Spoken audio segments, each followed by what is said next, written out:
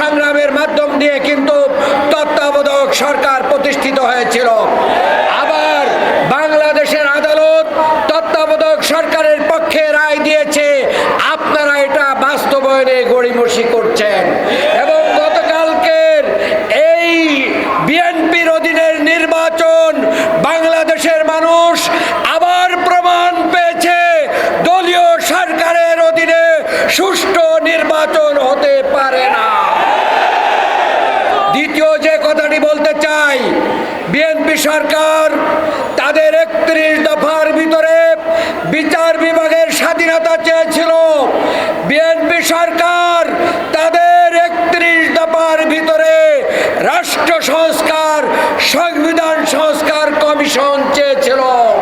কিন্তু ইশতেহারের ভিতরে চাইলেন, 31 দফার ভিতরে চাইলেন, জনগণের কাছে গণভোটে হ্যাঁ চাইলেন, জনগণ ক্ষমতায় দিল।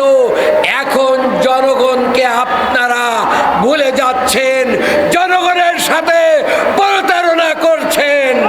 মনে রাখবেন, জনরাই যদি প্রতারণা করেন, আগামী দিন জনগণ আপনাদেরকে লাল কার্ড দেখানোর জন্য প্রস্তুত। কাজেই জনপ্রস্তুতির কাছে আপনারা মাথা নত করুন, জনরাই মেনে নিন।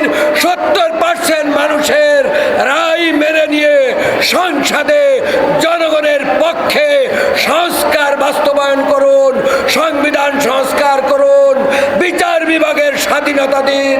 গুম খুন আইনাগরকে যাতে আর কোনোদিন ফিরে আসতে না পারে সেই জন্য আইন বাস্তবায়ন করুন।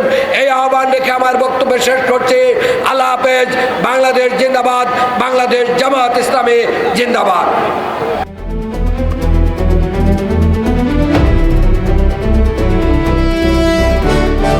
দিনাজপুর টিভি মানুষের জীবনের কথা বলে।